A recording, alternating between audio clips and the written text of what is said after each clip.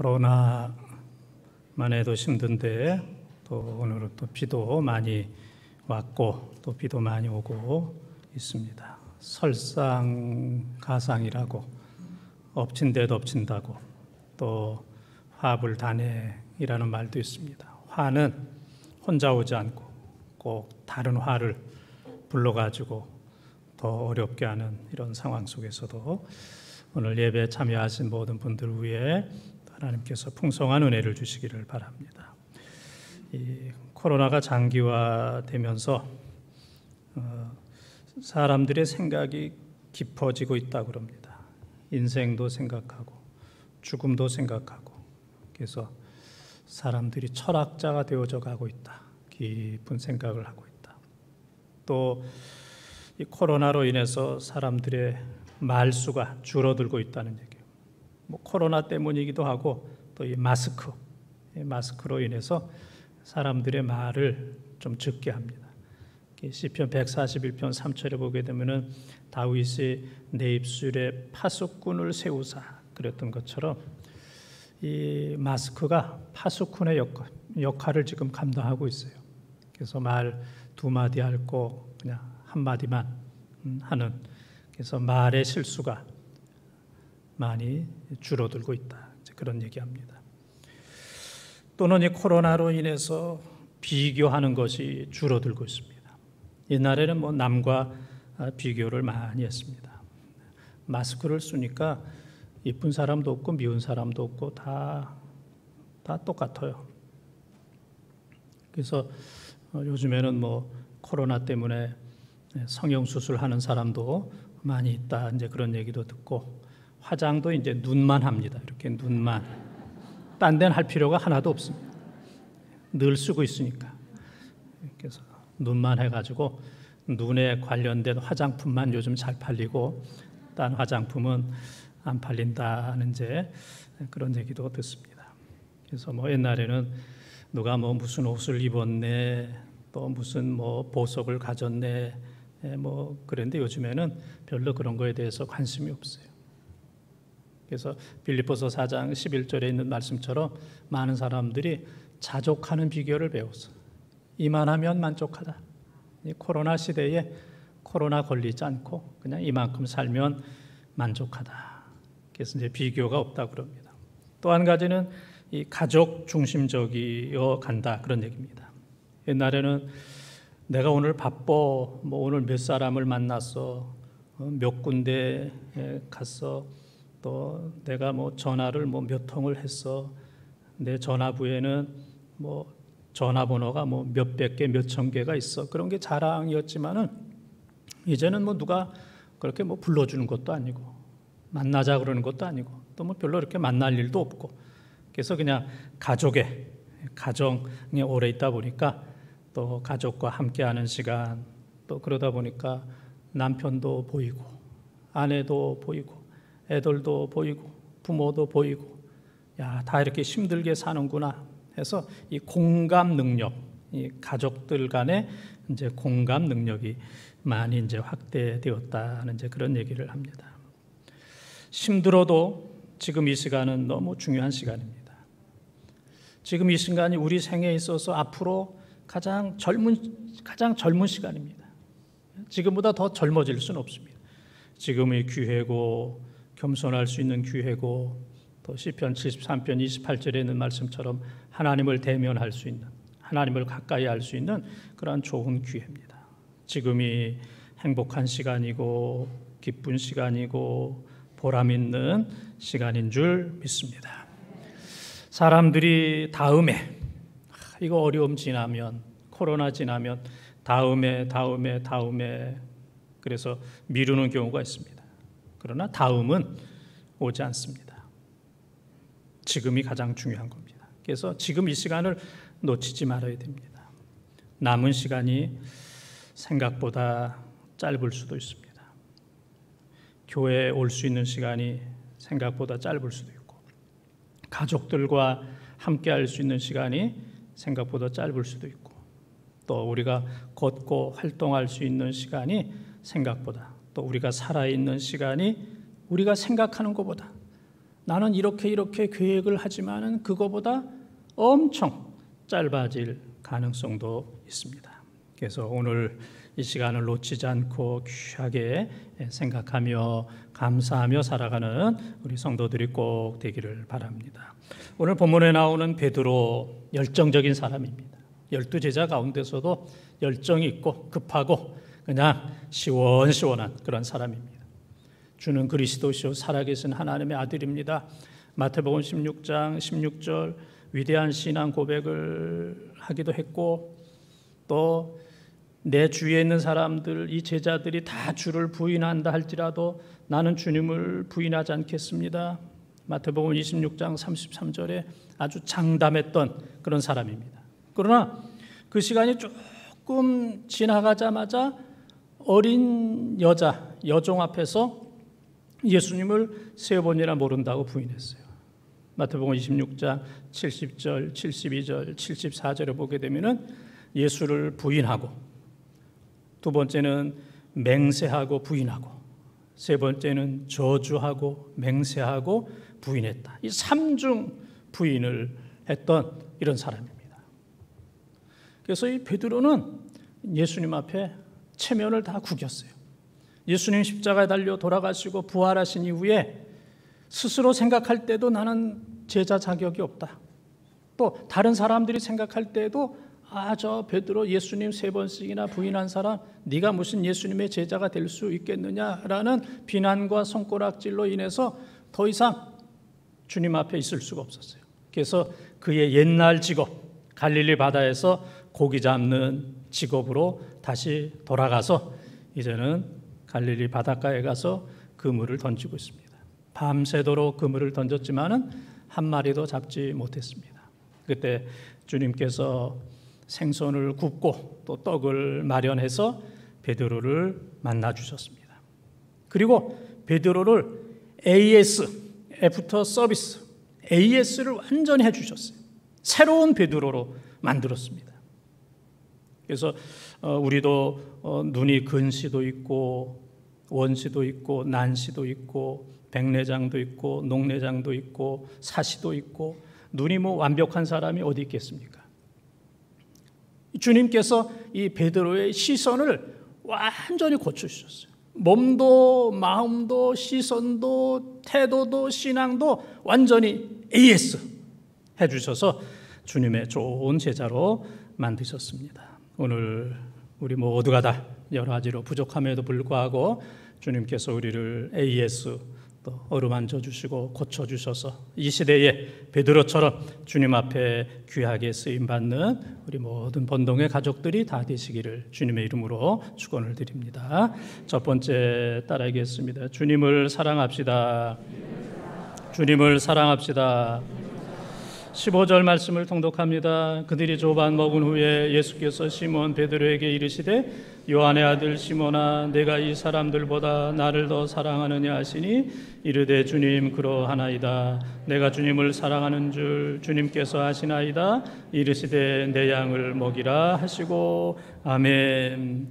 얼떨결에 예수님을 3번씩이나 부인하고 그리고 갈릴리 바닷가로 가서 다시 고기를 잡는 베드로를 주님께서 찾아가셨습니다. 찾아가셔서 주님께서 요한의 아들 시몬아, 내가 이 사람들보다 나를 더 사랑하느냐 3번 물으셨어요. 내가 이 사람들보다 나를 더 사랑하느냐, 나를 사랑하느냐의 아가파오 그랬습니다. 아가파오. 우리가 흔히 생각하는 아가파오, 내가 나를 아가파오 하느냐? 아가파오는 하나님의 사랑, 신적인 사랑, 숭고한 사랑, 헌신적인 사랑, 이타적인 그러한 사랑, 내가 그러한 사랑을 하고 있느냐? 에로스적인, 너 중심적인, 이기적인 그 사랑이 아니고 주님을 전적으로, 헌신적으로 내가 사랑하느냐, 무조건적이고 절대적인 사랑을 하느냐 주님께서 물어주셨습니다. 아이들이 잘못할 때마다 때리고 갖다 버린다면 집에 애들이 있어요, 없어요? 하나도 없습니다. 하나도 없어요. 교인들이 실수하고 잘못할 때마다 교인들을 책망하고 교회 밖으로 쫓아버리게 된다면 교회 안에 머무를 수 있는 사람은 한 사람도 없습니다. 주님께서 다 용서해 주시고 감싸 주신 거예요. 베드로가 주님을 3번씩 부인했을 때 주님께서 찾아오셔서 막 화를 내고 욕을 퍼붓고 승질을 내고 너 실망했다, 너 같은 거는 오지도 말아라 그랬다면은 베드로와 같은 그러한 제자는 없을 것이고 주님 앞에 설 수 있는 사람은 아무도 없을 겁니다. 주님은 실패한 그 현장에 찾아가셔서 내가 나를 사랑하느냐 사랑을 회복시켜 주셨습니다. 어느 큰 교회 목사님이 이제 그런 얘기를 했습니다.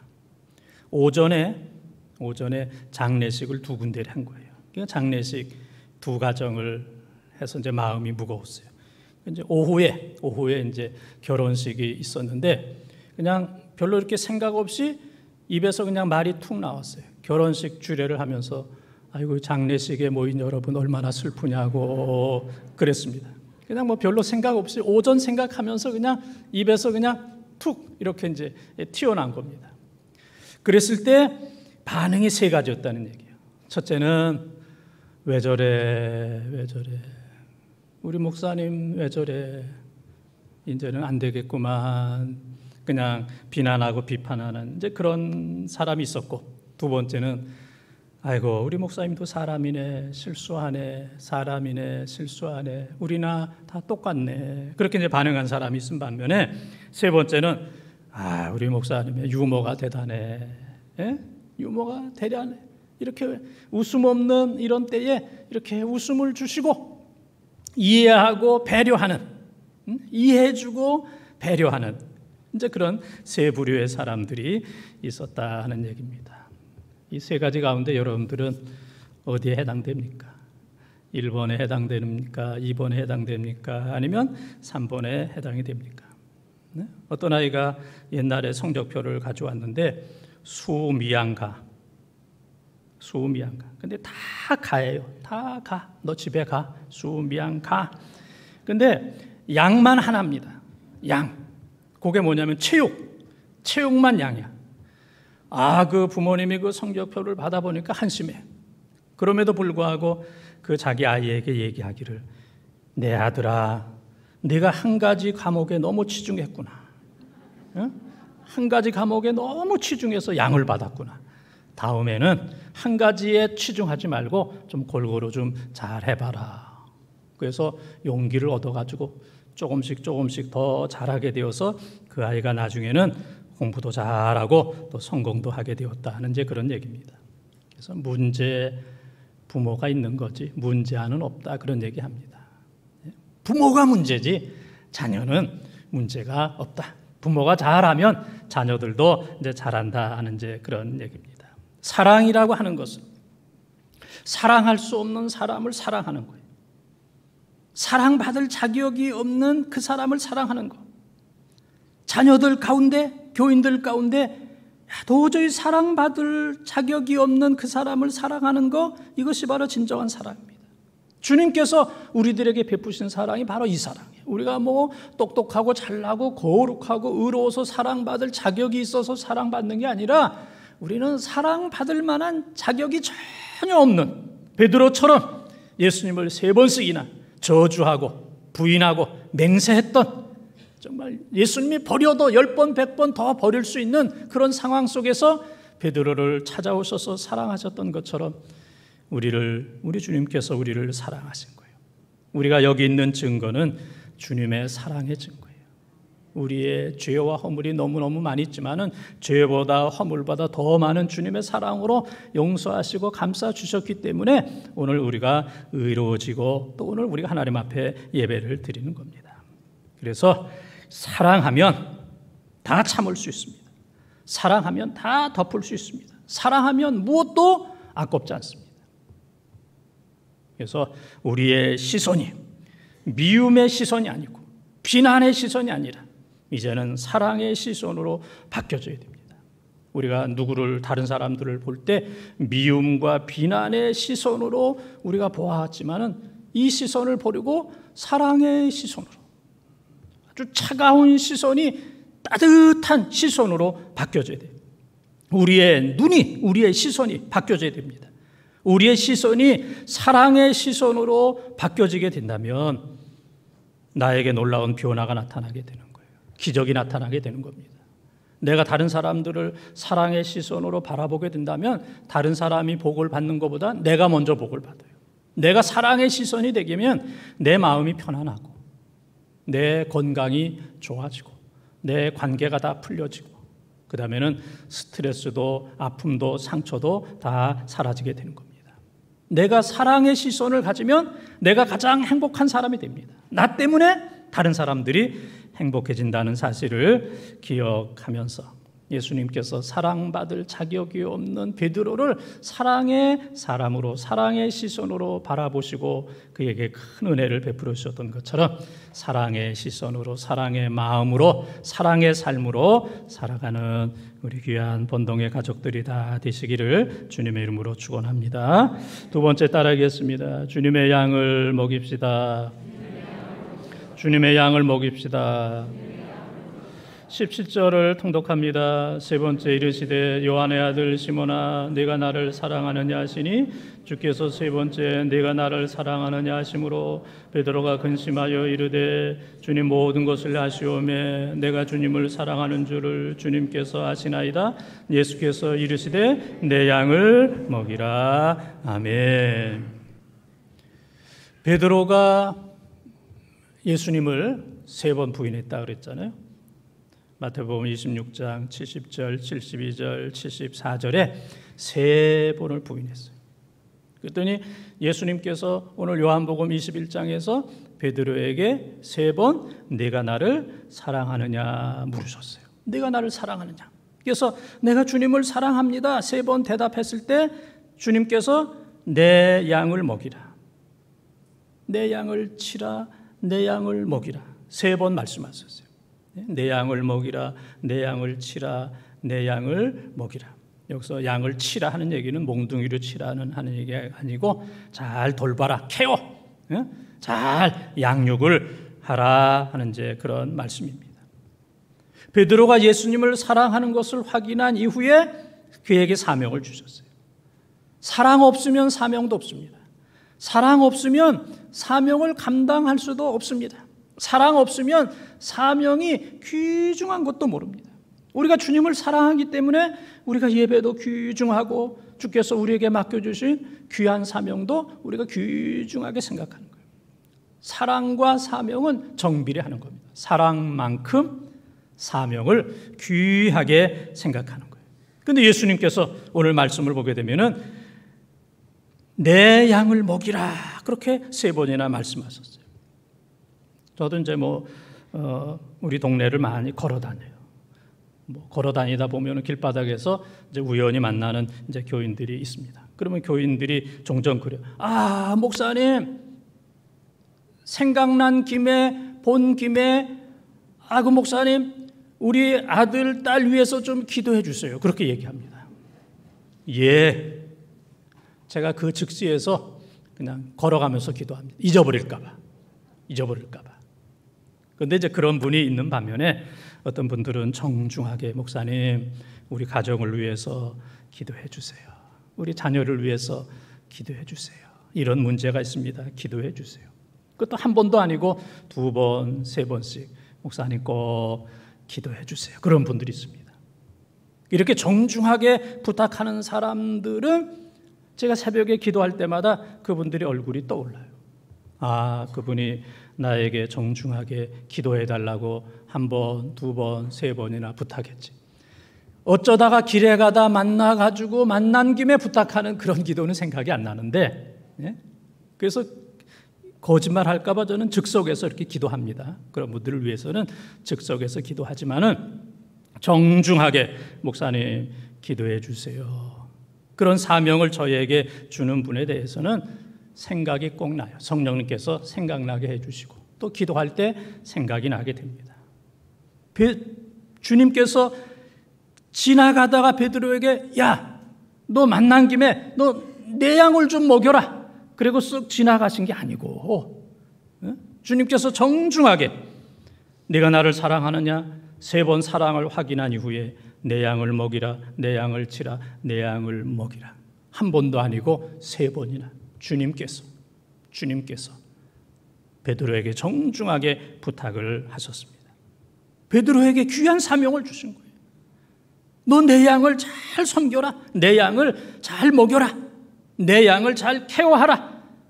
내 양들이 힘들고 어렵지 않도록 험한 세상, 힘든 세상, 어려운 세상 속에서 내 양들이 힘들어하지 않도록 내가 최선을 다해서 내 양들을, 내 교회를 잘 섬겨라 하는 이제 그러한 은혜를, 사명을 베드로에게 주셨습니다. 연세 드신 분들은 옛날 시골에서 남의 참외밭에 가서 또 수박밭에 가서 따먹은 그런 기억이 있죠. 참외서리, 수박서리, 서리한다 그렇게 이제 얘기합니다. 그리고 이제 또 과수원 주인은 뭐 그런 애들이 있을 거다, 어느 정도는 잃어버린다 그렇게 이제 생각을 하고 이제 그것을 그냥 그렇게 크게 대수롭게 생각하지 않고 그냥 이제 용납하는 이제 그런 분들도 많이 있었습니다. 그런데 어느 마을에 이 과수원 주인이 욕심이 많아요. 철저하게 내 수박은 하나도 낭비하지 않는다. 다 내가 거둔다. 내 수박을 훔쳐가는 그런 사람은 내가 용납하지 못한다. 그렇게 생각을 해서 이 과수원이 있는 곳에다가 크게 팻말을 썼습니다. 이 많은 수박 가운데 내가 한 통에다가 농약을 집어넣습니다.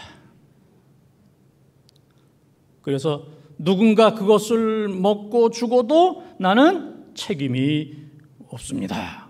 그렇게 크게 팻말에다가 써놨어요. 애들이 겁나죠. 수박 안 먹으면 안 먹었지, 그거 잘못 먹다가 죽으면, 농약 먹고 죽으면 안 되니까.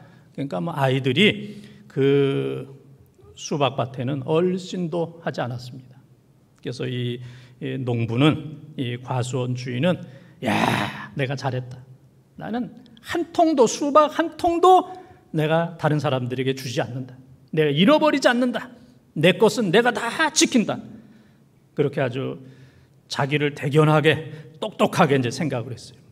그런데 며칠 후에 보니까 자기가 써놓은 팻말 그 옆에 더 큰 팻말이 하나 이렇게 써 있는데 뭐라고 써 있냐면은 농약 넣은 수박 외에 또 한 통의 수박에 농약을 집어넣었다. 그런 얘기예요. 예? 그 주인이 수박 하나에 농약을 집어넣는데 주인이 모르는 다른 사람이 내가 주인이 집어넣은 농약 그거 말고 내가 또 다른 수박에 농약을 집어넣었다. 그래서 주인도 어떤 수박에 농약이 있는지 알 수가 없습니다. 그래서 그걸 먹을 수도 없고 또 그걸 팔 수도 없고 그래서 그 많은 수박을 다 갈아엎게 되었다. 그런 얘기입니다. 다 내가 먹으려고, 나만 먹으려고, 다른 사람들에게 돌아가는 건 나는 용납하지 못한다. 나는 하나도 빼앗기지 않는다. 내 것은 한 통이라도 다른 사람들에게 줄 수 없다라고 하는 욕심 부리는 사람은 모든 것들을 다 잃어버리게 돼요. 그래서 야고보서 1장 15절에 보면 욕심이 잉태한 즉 죄를 낳고 죄가 장성한 즉 사망을 낳는다. 갈라디아서 5장 24절에 보게 되면 그리스도 예수의 사람들은 욕심과 정욕과 탐심을 십자가에 못 박았느니라 그랬습니다. 욕심 있으면 다 잃어버려요. 내가 혼자 다 먹겠다. 이 수박 한 통도 남김없이 내가 다 먹겠다. 내가 다 팔겠다. 나만 갖겠다. 하게 되면 다 잃어버려요. 욕심은 모든 것들을 다 잃어버립니다. 벳세대 광야에서 수많은 사람들이 배가 고팠어요. 한 어린아이가 자기가 먹어야 될 보리떡 5개와 물고기 2마리를 예수님께 갖다 드렸어요. 그런데 예수님께서는 그것을 홀딱 드시지 아니하시고 제자들에게 나눠주면서 무리들을 100명씩 50명씩 잔디에 앉히고 질서를 지키게 한 이후에 나눠주겠습니다. 다 나눠주고 남자만 5,000명, 여자와 어린아이를 합하면 한 2만 명 정도 되는 사람들이 먹고도 예수님은 남은 부스러기를 거두라. 그래서 12바구니, 제자들 한 사람 한 사람이 자기 바구니에 걷어서 12바구니가 남게 되었습니다. 예수님은 5,000명이 먹어야 될 것을 혼자 먹는 욕심 사나운 그런 분이 아니라 나는 굶어도 5,000명을 먹이시는 그런 분입니다. 당신이 먼저 먹지 않고 제자들에게 먼저 먹이지 않냐고 굶주린 기야산상에 허덕이는 쓰러질 수밖에 없는 그런 사람들을 위해서 먼저 그들에게 나누어 주어라. 혼자 5,000병을 먹는 그런 분이 아니라 5,000명을 먹게 해 주시는 나눔과 섬김의 모범을 보이신 그분이 바로 예수님이십니다. 가난한 사람들이 보인다는 것, 배고픈 사람들이 보인다는 것, 나의 이웃은 나에게 도움을 줄 수 있는 사람보다 나의 도움을 기다리는 강도 만나서 죽어가는 그 사람들이 보이는 것, 그 사람들의 소리가 들려지는 것, 그 사람들의 아우성 소리가 들려지는 것, 누워있는 모습들이 보이는 것, 배고픈 모습이 보이는 것, 그들이 필요로 하는 떡이 보이는 것, 이것이 은혜입니다. 가난한 사람들이 보이는 것, 이것이 은혜예요. 그들에게 나누어 줄 수 있는 마음, 감동이 생기는 것, 이것이 바로 은혜입니다. 우리도 예수님처럼 다른 사람들에게 나누어 주는 우리의 이웃이 보여지는, 나의 도움을 필요로 하는 사람들에게 내 것을 나누어 주는 이러한 사랑의 시선, 나눔의 시선, 섬김의 시선이 우리 모두에게 임하기를 주님의 이름으로 축원합니다. 세 번째 따라하겠습니다. 주님을 따릅시다. 주님을 따릅시다. 22절을 통독합니다. 예수께서 이르시되 내가 올 때까지 그를 머물게 하고자 할지라도 내게 무슨 상관이냐? 너는 나를 따르라 하시더라. 아멘. 오늘 말씀해 보게 되면 예수님께서 베드로에게 내 양을 먹이라 사명을 주시고 내가 순교할 것이다.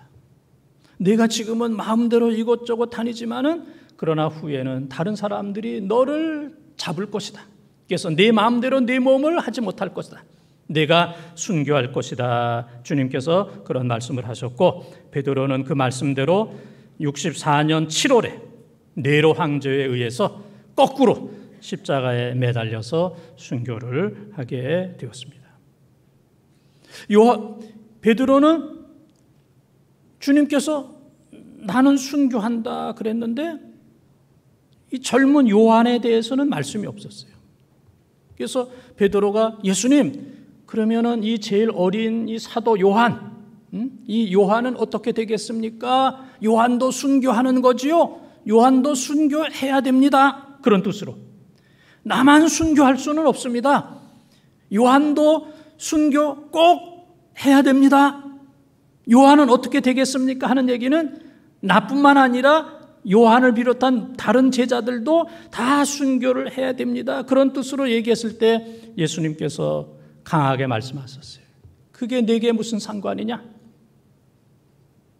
내가 순교하는 것과 요한이 순교하지 않는다 할지라도 예수님이 다시 재림할 때까지 요한을 살려두신다 할지라도 아직 예수님 재림하지 않았는데 사도 요한이 2000년, 3000년 산다 할지라도 2000년, 3000년을 산다 할지라도 내게 무슨 상관이냐? 오늘 그런 말씀이 나오잖아요. 내게 무슨 상관이냐? 너는 너의 길을 가고 요한은 요한의 길을 가고 너는 순교의 길을 가고 또 사도 요한은 로마서 12장 1절에 있는 말씀처럼 삶의 순교, 매일매일 순교하는 삶을 살게 되면 그게 삶의 순교잖아요. 내 몸을 거룩한 산 제사로 드리라. 남의 길 생각하지 말고 너는 내 길을 생각하며 나를 따르라. 주님께서 그렇게 말씀하셨습니다. 사람들이 볼 때는 순교하고 안 하고가 큰 차이 같지만 이제 배구에서 보게 되면은 배구에서 이렇게 이제 띄우면은 이제 스파크를 합니다. 근데 이렇게 띄우자마자 스파이크 하는 경우가 있어요. 그거를 이제 속공 그렇게 얘기하고 시간차 공격 그렇게 얘기합니다. 띄우자마자 때리는 거, 속공한다, 시간차 공격한다. 그래서 바로 때리는 거고 올라가서 때리는 거고 약간의 시간 차이가 있긴 하지만 그거 뭐 1, 2초 차이입니다. 1, 2초 차이. 엄청난 차이 같지만 그거예요. 우리가 이 세상에서 뭐 오래 살고 짧게 살고 금방 잠깐입니다. 잠깐. 시간차, 잠깐의 시간이 나는 거예요. 그래서 우리는 이 세상에서 각자 귀퉁이에서 살다가 마지막 사명 잘 감당하고 나서 하나님 앞에 오는 것, 천국 중앙에서 만나는 것, 이것이 바로 주께서 우리에게 주신 은혜입니다. 코로나가 벌써 오래됐습니다. 6개월 지났습니다. 앞으로 마스크를 얼마나 더 껴야 될지도 알 수가 없습니다. 언젠가 마스크를 벗은 이후에 우리가 사람들을 몰라볼 수도 있습니다. 이렇게 생겼나? 또 마스크를 벗었을 때 그동안 많이 늙었네. 또 그렇게 얘기할 수도 있을 겁니다. 장기적인 코로나로 인해서 건강에 이상이 있는 분, 정신적으로 이상이 있는 분, 또 경제적으로 어려운 분, 예배 드리는 거 어렵고 학교, 유치원, 직장의 어려움, 또 가족들 가운데 외국 나가 있는 분들, 군에 나가 있는 분들, 또 병원, 요양시설 이런 데는 면회도 상당히 어렵습니다. 그래서 제가 지금 여러 가지 열거했던 것처럼 여러분과 관계가 없는 그런 사람들은 한 사람도 없을 겁니다. 나는 몸이 좀 안 좋아. 나는 가족들을 만날 수가 없어. 우리 부모님이 병원에 요양원에 가 계신데 그렇게 자주 찾아가 뵐 수가 없어. 직장과 사업이 어려워. 아이고 뭐 요즘 뭐 손주들 보느냐고 너무너무 힘들어. 다 이런저런 어려움이 있을 겁니다. 그래서 요즘에 많은 사람들이 이구동성으로, 이씨하고 구씨하고 동성인 거 알죠? 이구동성이라고? 응? 이럴 땐 그냥 웃으세요. 저 2층도 좀 웃으시고. 이구동성으로 많은 사람들이 못 살겠어, 죽겠어 그렇게 얘기합니다. 죽겠어. 이제는 죽겠어. 한계야, 죽겠어. 그렇게 이제 이 얘기를 합니다. 그 전에 있었던 교회 오빠라는 그 영화에서 보게 되면은 그 남편이 암이고 부인이 암이고 애는 어리고 또 그 충격으로 어머니는 돌아가시고 그랬을 때 그 교회 오빠 이관희 집사가 그런 대사가 있습니다. 주님, 이러다가는 다 죽겠습니다. 그런 대사가 있어요. 주님, 이러다가 우리 식구 다 죽겠습니다. 나도 암이고 부인도 암이고 애는 어리고 어머님은 그 충격에 의해서 돌아가시고 이러다가 우리 식구 다 죽겠습니다. 이 코로나가 장기화되면서 저도 그런 기도가 나와요. 주님, 이러다가는 다 죽겠습니다. 이 나라도 죽겠고 교회도 죽겠고 성도들도 이런저런 일로 인해서 지금 다 죽을 지경입니다. 주님, 이 코로나를 단축시켜 주시고 코로나를 퇴치시켜 주시길 원합니다. 이제 그런 기도가 간절히 나옵니다. 그래서 많은 사람들이 죽겠다 그렇게 얘기합니다. 그러나 우리는 죽을 수는 없습니다. 한번 따라하겠습니다. 살겠다. 살겠다. 죽게 있다. 죽게 있다. 사시기를 바랍니다. 살겠다. 죽겠다가 아니고 뭐예요? 죽게 있다. 발음은 비슷하지만 내용은 하늘과 땅 차이. 모든 게 다 죽게 있다. 다 주님께 있습니다. 전도서 9장 1절에 보게 되면 모든 것들이 다 주님 손에 있다고 그랬어요. 주님 손에 있다. 모든 것들이 다 주님 손에 있습니다. 출애굽기 17장 15절에 보면 여호와 니시, 여호와 니시. 창세기 22장 14절에 보면 여호와 이레, 여호와 이레. 사무엘상 7장 12절에 보면 에베네셀, 하나님이 도우신다. 빌립보서 4장 6절 7절에 보면 아무것도 염려하지 말라. 모든 일에 기도와 간구로 너희 구할 것을 하나님께 감사함으로 아뢰라. 그리하면 지각에 뛰어난 하나님의 평강이 너희 마음과 생각을 지키시리라. 하나님 앞에 다 맡기는 여러분들이 꼭 되시길 바랍니다. 하나님께 맡기면 하나님께서 간증거리가 될 수 있도록 모든 것들을 반드시 좋게 해주실 줄 믿습니다. 우리가 불렀던 복음송가 가운데 시선이라는 그런 찬양이 있습니다. 모든 시선을 주님께 드리고, 다 같이 살아계신 하나님을 느낄 때 내 삶은 주의 역사가 되고 하나님이 일하기 시작하네. 모든 시선을 주님께 드리고 전능하신 하나님을 느낄 때 세상은 주의 나라가 되고 하나님이 일하기 시작하네. 사랑하는 본동 가족 여러분, 거북이와 토끼가 경주해서 누가 이겼습니까? 거북이가 이긴 거 다 알고 있죠? 거북이하고 토끼하고 경주를 했는데 어디에서 경주했어요? 저 경주에서 경주했는데 거북이가 이겼습니다. 토끼는 거북이와 경쟁했어요. 그러니까 낮잠을 자는 거예요. 그런데 거북이는 토끼와 경쟁하지 않고 그는 목표를 바라봤습니다. 목적지를 바라봤어요.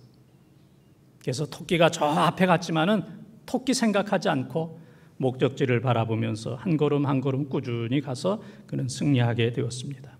오늘 우리 주위에 잘 뛰는 토끼들이 너무 많이 있습니다. 누구는 이렇대, 누구는 돈 벌었대, 주식으로 돈 벌었대, 부동산으로 돈 벌었대, 누구는 뭐 출세했대, 누구는 이렇게 잘 됐대, 뭐 했대. 우리의 시선을 어디다 둬일지 몰라요. 여기 봤다가 저기 봤다가 저기 봤다가 여기 봤다가. 그래서 어리둥절, 우리 주위에 너무 토끼가 많아요. 잘 뛰는 토끼들이 많아서 그거 이렇게 보다가 지금 정신이 하나도 없어요. 그거 보다가 지금 시궁창에 빠져 있는 그런 사람들도 많이 있습니다. 거북이가 토끼를 바라본 것이 아니고 목적지를 바라보고 한 걸음 한 걸음 갔던 것처럼 우리 모두는 이 어려운 때에 다른 곳을 볼 것이 아니라 주님의 사랑, 내가 나를 사랑하느냐? 주님의 사랑에 우리의 시선을 고정하고 내 양을 먹이라 주께서 우리에게 주신 귀한 사명의 시선을 고정하고, 그리고 너는 나를 따르라, 비교하지 말고 내 갈 길 가라, 그 길에 시선을 고정해야 됩니다. 우리의 시선이 원시, 근시, 난시 잘못되어 있다면 우리의 시선을 교정해서 주님 원하시는 그 시선, 주님을 바라보는 시선이 되어야 되겠고, 교정하고 주님께 고정해서 이 어려운 때에 코로나가 있지만은 이런저런 어려움과 시험과 역경이 많이 있지만은 그럼에도 불구하고 우리의 갈 길을 달려가는 이 코로나 속에서도 조금 더 변질되지 않는 우리 교회와 사랑하는 성도들이 다 되시기를 주님의 이름으로 축원합니다.